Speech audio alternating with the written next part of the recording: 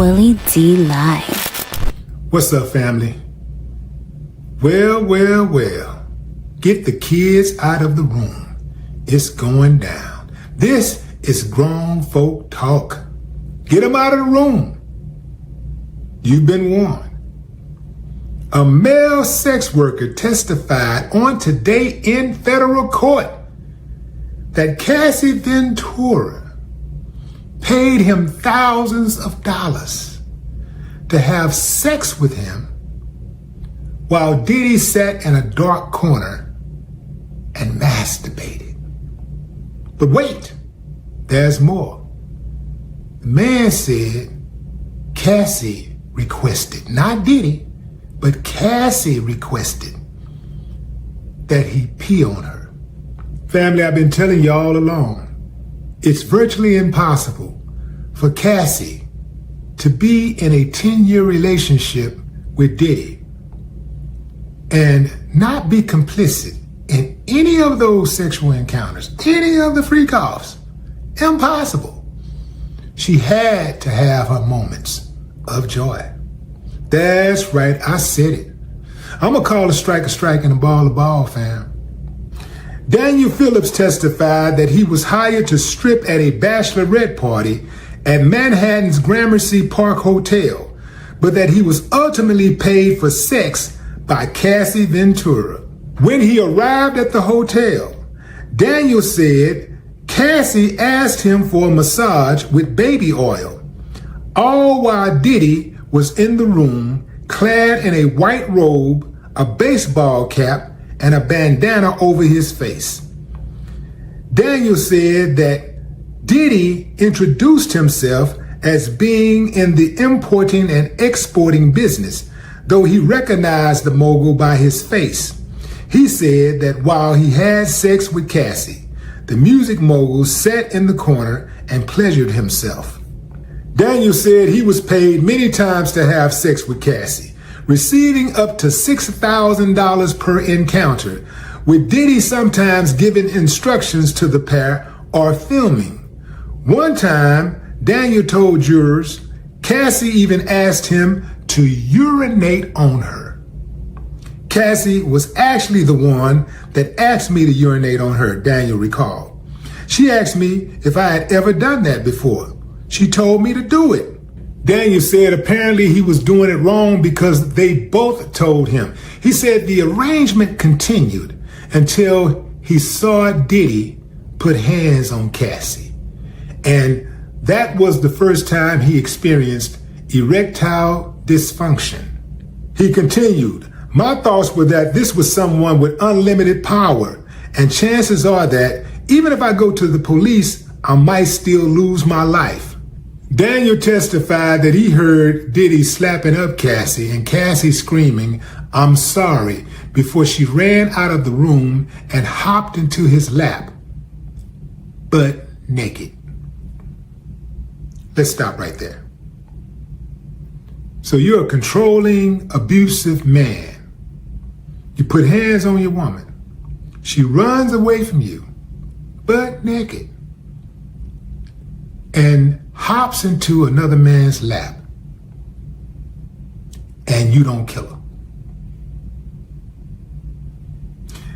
Okay, so either the escort, the male dancer, whatever you want to call him, either Daniel is lying or Cassie was used to hop in another man's laps, butt naked. What did I tell y'all when I first heard about these allegations involving Diddy and Cassie? I said off the rip, yes, if she was victimized, then he was wrong for that, and he should be punished for that. But Cassie should also be punished because Cassie was complicit in some of those freak-offs, if not all. She was complicit. Like, if both of us go inside the bank and rob the bank, let's say it's my idea,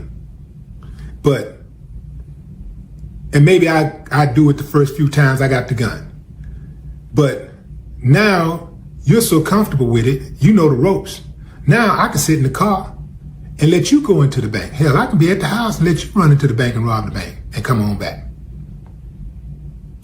If both of us benefit from robbing the bank, both of us should be punished if we're captured. Fam, I'm not with this bleeding heart thing. Cassie deserves to be punished. If Diddy's going to be punished for these so-called crimes, these sex crimes, Cassie should also be punished. And if Cassie's going to be punished, anybody else that was involved, whether they went and got some condoms, some baby oil, they set up, they got the room, they reserved the room, whatever. Anybody, if they bought a party favor, if they bought the candles, if they told one person to say, don't tell nobody, they should be punished too. Yeah, fam, like this is a RICO charge. It's a RICO case. Where are the other defendants? It's kind of like when people blamed R. Kelly for doing whatever they said that he did, and he's the only one in jail. When they hit him on RICO charges, talking about he did this, he did that, sex trafficking, all this type of stuff, but he's the only one go down. Where are the other culprits? Where are the co-defendants? And nobody says anything. This American judicial system and the people who run it and the people who pay for it, the taxpayers, it's really a joke, fam, because justice is not properly and consistently served. I'm not saying Diddy don't deserve to be punished. See, that's the problem with a lot of y'all. I mean, y'all hear somebody, if y'all don't hear somebody saying absolutely something, like if you hear somebody saying something and giving an objective point of view, or you hear somebody questioning something, well, you must be a pedophile too. You must be wanting him to go to jail. Well, what if it was your child? What if it was your daughter? What if it was... What if it was fair and impartial? With the so-called evidence that they have that doesn't suffice at this point. This right now, as he say, she say, no evidence. I ain't seen no evidence. So for right now, there's no evidence. There's a lot of claims, but I haven't seen any evidence. Now, when they get some evidence, and I'm not talking about just showing them freaking, because that ain't evidence. Consensual adults freaking ain't evidence of a conspiracy. It's not evidence of a crime. I'll bet you $1 to a donut the very same people that's prosecuting Diddy has done freakier things than he has. That's right, I said it. Just like you got judges and prosecutors who prosecute drug dealers, and judges who sentence drug dealers, while at the same time using drugs. Yeah, the same time using drugs. Some of them sell drugs. You think I'm lying? Look it up.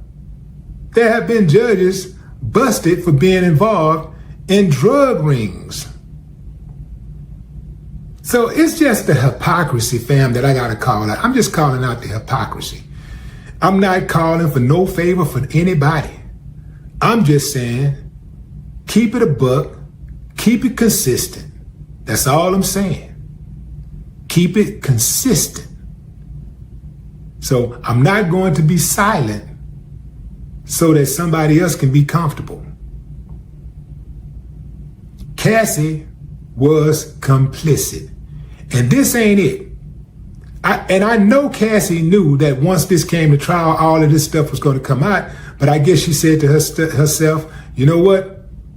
I want that 30 million and I'll take some embarrassment. You know, I'll take people saying bad things about me or whatever, thinking bad things about me. But I would have never wanted stuff like that to come out. Now he's like, people know that you done had dudes in your mouth. What else they put in your mouth? You know? Did they use your mouth as a commode? What else did they do? Yeah, man. Yeah. That just goes to show you can't judge a book by its cover. I'm not fooled by it. I'm not fooled by the cute face. No, man. No. I'm gonna keep it a buck. Real is real. The truth is the truth. I'm gonna call a strike and a ball a ball. I love all y'all, but I'm gonna call a strike and a ball a ball. But what say you? Drop a comment. I'd love to hear your thoughts.